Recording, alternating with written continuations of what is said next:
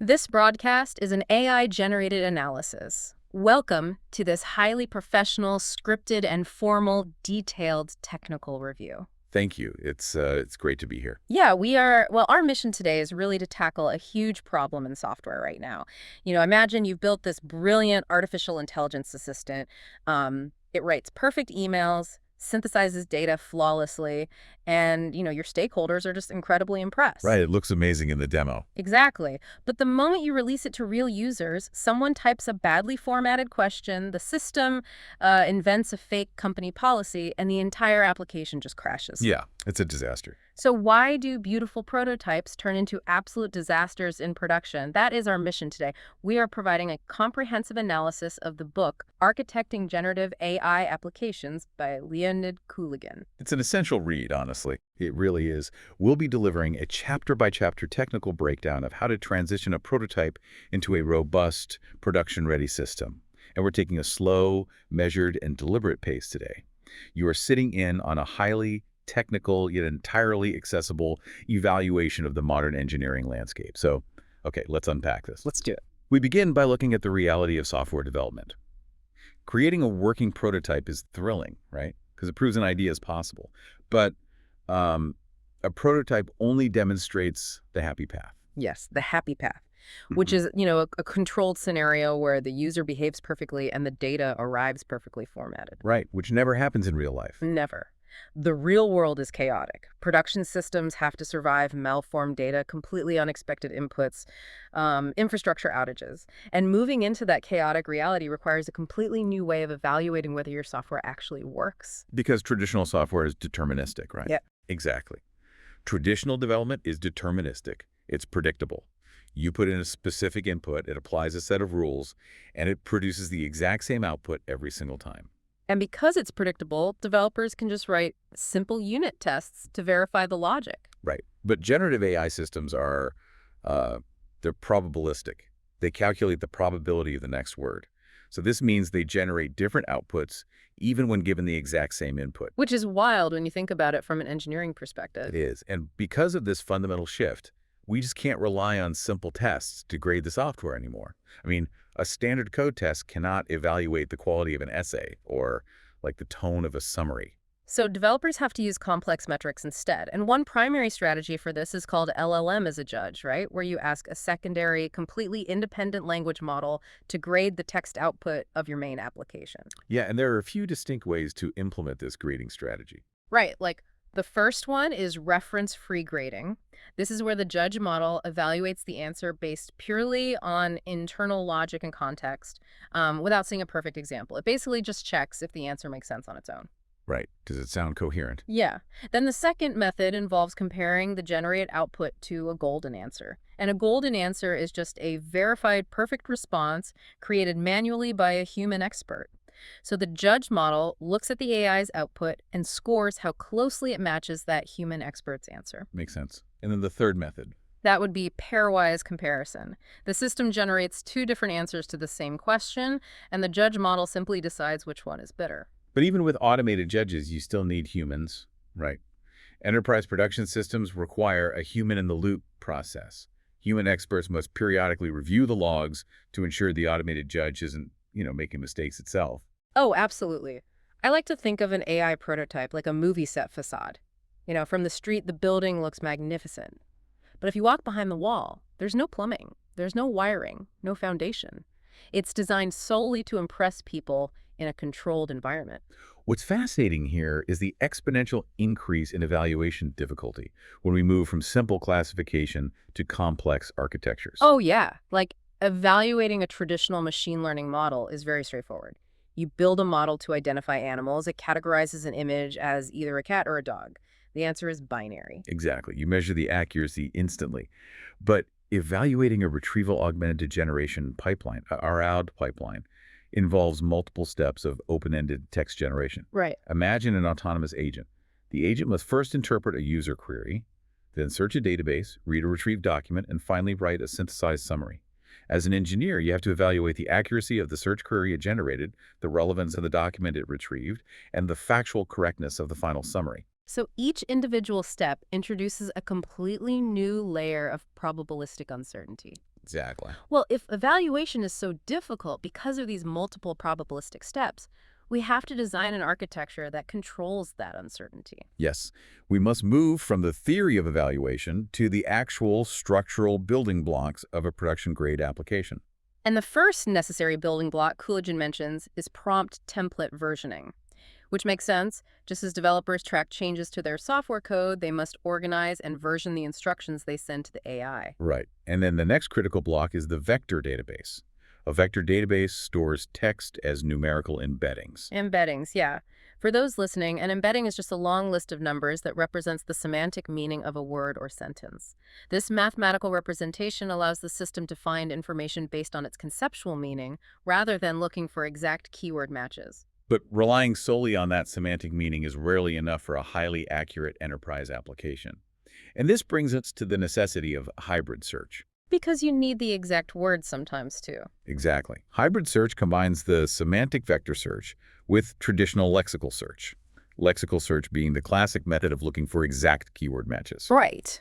So by executing both methods simultaneously, the system captures both the broad conceptual meaning and the specific technical terminology. And then, after the system retrieves the top results from both those searches, a re-ranking model evaluates the combined lists. Yep. The re-ranking model is a specialized algorithm that scores the retrieved documents based on their actual relevance to the user's original query, ensuring the absolute best information is placed at the top before it's even sent to the language model. Right. You want the best context possible. But wait, if large language models are so advanced now and context windows are getting larger every single month, why do developers still need complex hybrid search architectures and re-ranking models? I mean, why not simply put all of the company's data into the prompt and just let the AI figure it out? It is incredibly tempting to do that, to just load thousands of pages of text into a massive context window. But relying on massive context windows introduces severe problems. When you oversaturate a context window with too much information, the performance of the model degrades. It gets confused. Yeah, the AI struggles to identify the most relevant facts if they're hidden in the middle of a massive document. This phenomenon is actually known as the lost-in-the-middle problem. Ah, right. Furthermore, sending a massive amount of text to an API is extremely slow and financially expensive. So precise retrieval through hybrid search remains mandatory to keep applications fast and cost-effective. What about when they genuinely need to process data that exceeds the window? Then they utilize the MapReduce paradigm. This mechanism involves splitting a large document into smaller, manageable chunks. The system asks the AI to summarize each chunk individually. Then, it asks the AI to combine those individual summaries into one final master summary. That's clever. And the architecture also expands beyond simple retrieval to include autonomous agents, right? Agentic architectures give the AI the ability to take concrete actions in the outside world. Right, like tool calling. Exactly. Tool calling, where the AI can securely access an external calculator, a weather service, or an internal corporate database. We also see task decomposition. This is a pattern where the AI analyzes a large, complex problem and automatically breaks it down into a sequence of smaller steps. And another advanced pattern is the tree of thoughts. Oh, yeah. Instead of picking the first solution it generates, the AI explores multiple possible solutions simultaneously, evaluates them against each other, and then chooses the most logical path. Agents also utilize memory banks to remember context from past interactions. But Cooligan specifically warns against prematurely adopting model context protocol servers, right? Yeah, he does. The Model Context Protocol MCP is a new open standard designed to connect AI tools to external data sources. While it's a powerful concept, implementing these servers without a verified engineering need introduces massive architectural complexity that, honestly, most projects just do not require.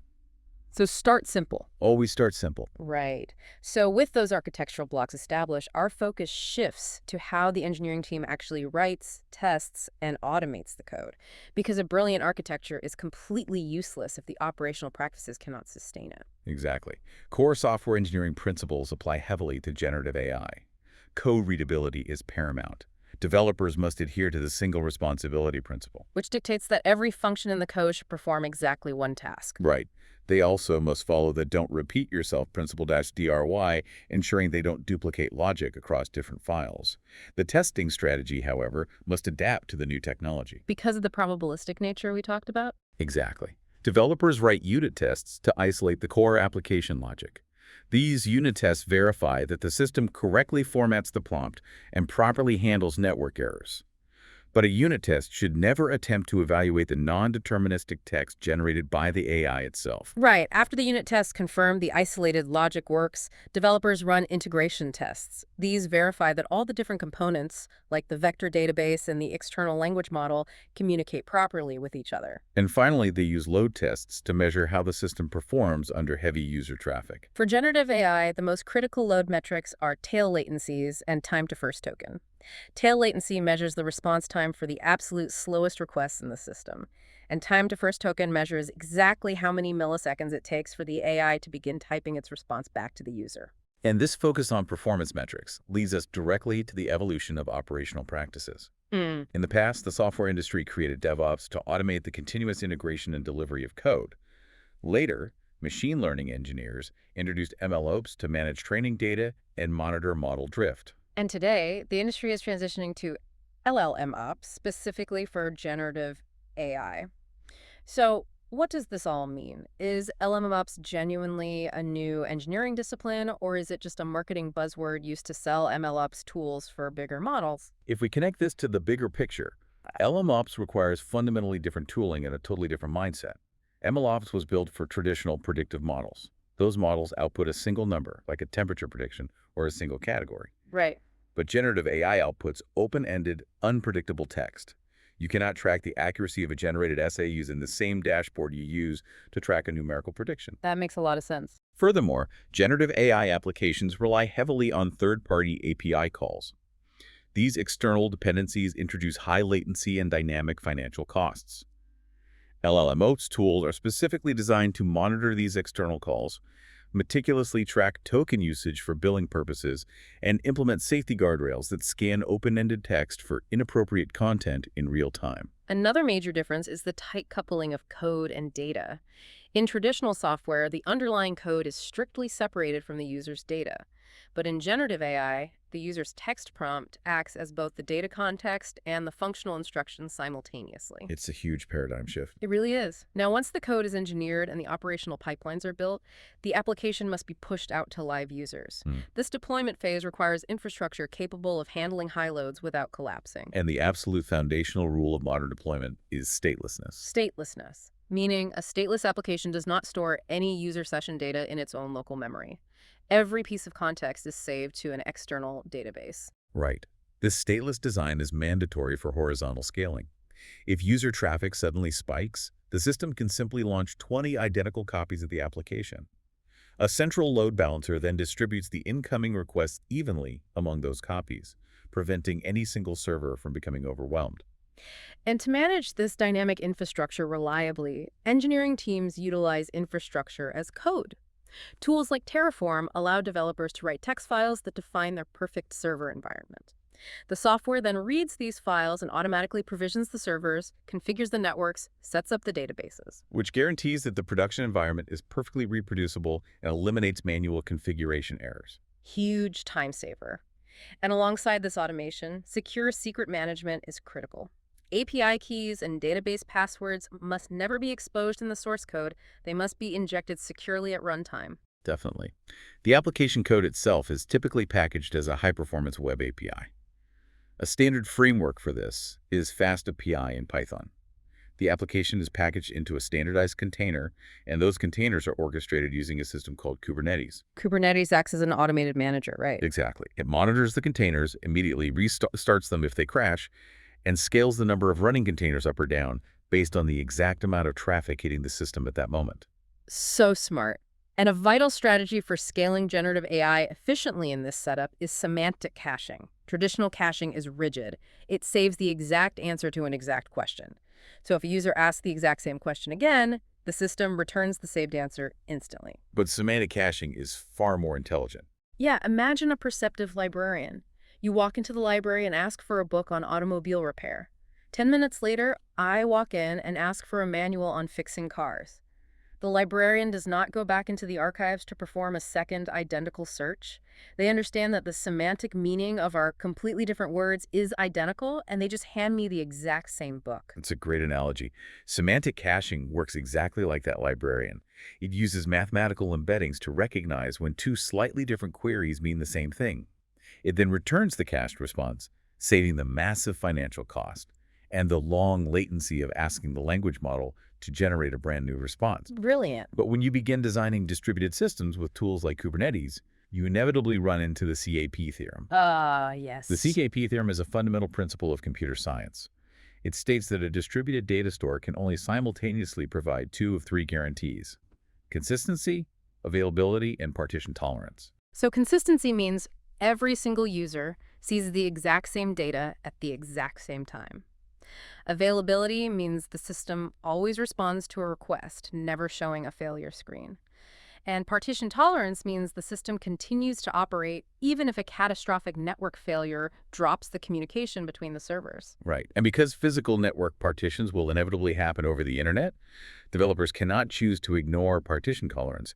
They must design their systems to handle network drops. So this mathematical reality forces engineers into a difficult choice between strict consistency and high availability. Exactly. And developers of generative AI applications almost always choose to sacrifice strict consistency to keep their application available during a network partition. How does that look in practice? Imagine a scenario where a user asks an AI assistant to summarize a financial document. At that exact moment, the connection to the primary database drops. The system must make a choice. It can enforce strict consistency by returning an error message stating it cannot access the absolute latest data. Or it can prioritize availability by using a slightly older cached version of the document to generate the summary. And in user-facing AI applications, it is far better to provide a slightly outdated summary than to display a total system failure screen. Right, the application remains highly available and useful even if the absolute latest data point is temporarily missing. Now, deployment to a server is never the finish line. Once the application is live, it must be continuously monitored, maintained, and eventually scaled into a massive platform that serves an entire enterprise. This brings us to the discipline of site reliability engineering. Yes, SRE.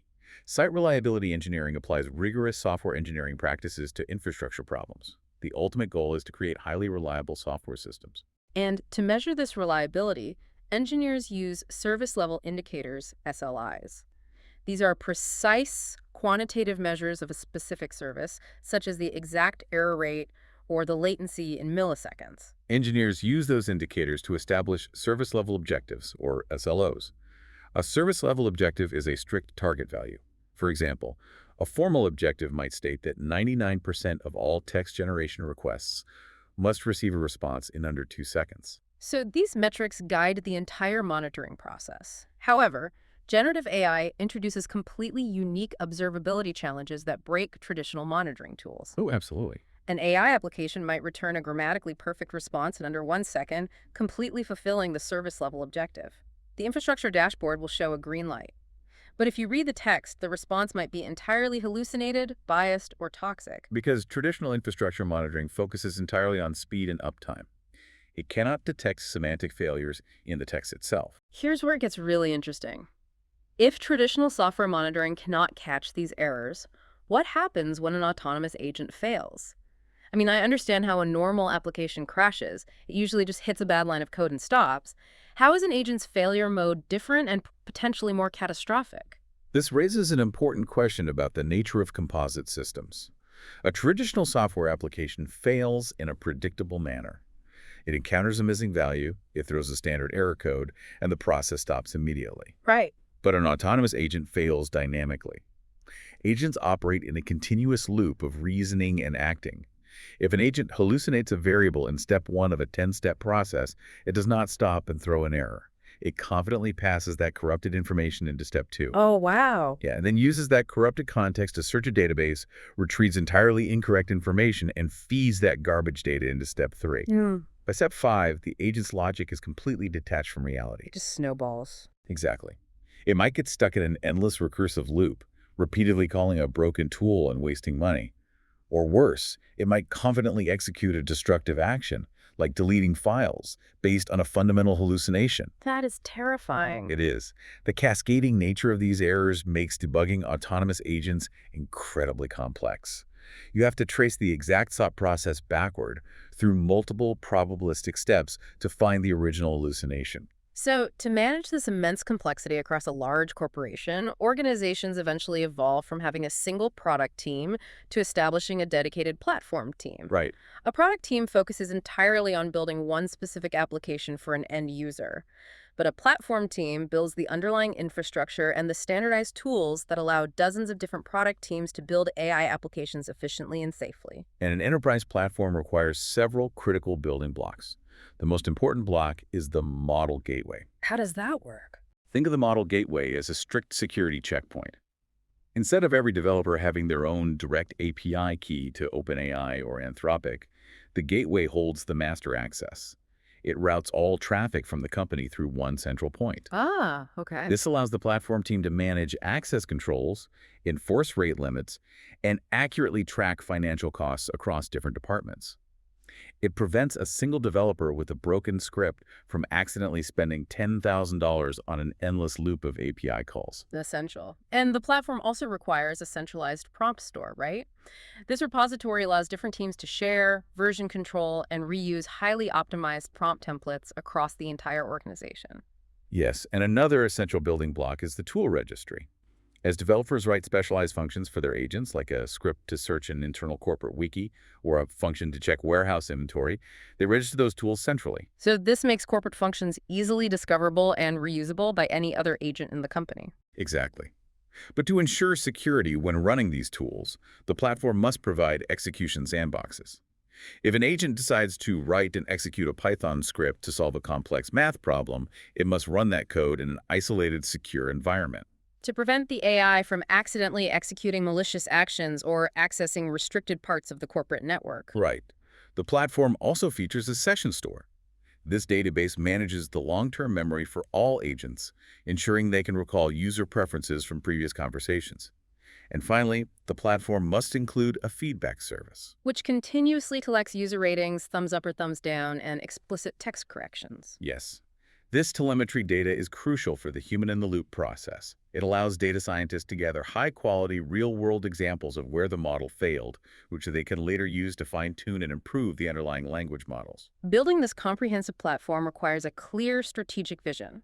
Platform leaders have to carefully balance the desire for rapid developable experimentation with the strict requirements of enterprise security, cost control, and compliance. It's not easy. The evolution from a simple, impressive prototype to a fully operational, rigorously monitored, and highly scalable enterprise platform is a monumental engineering challenge. It really is. And this challenge highlights a massive shift occurring in the landscape of software development. Historically, software developers specialized deeply in narrow vertical domains. One developer focused entirely on database administration, while another focused exclusively on front-end user interfaces. But the future of the engineering profession points toward a shift away from deep vertical specialization. Exactly. Developers are moving toward broad horizontal expertise.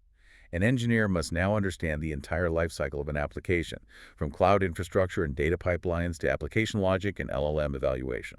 It's basically requiring developers to act as high-level coordinators of highly capable AI coding assistants. Right. The artificial intelligence handles the exact syntax and the repetitive coding tasks, while the human developer focuses on the overarching architecture, the system reliability, and the broader business logic. Well, understanding these architectural principles is absolutely mandatory if you want to coordinate those AI assistants effectively. We strongly recommend that you read the actual book, Architecting Generative AI Applications by Leonid Kulagin, to fully grasp these technical implementations. The book contains detailed code examples, infrastructure configurations, and architectural diagrams that provide immense value beyond this overview. Definitely. To all the friends of the show listening today, we encourage you to subscribe for more comprehensive analyses of the most important technical literature in the industry. We wish you a great day. As you begin to build your next application, ask yourself, are you just building a beautiful facade, or are you engineering the robust plumbing that will actually sustain the future?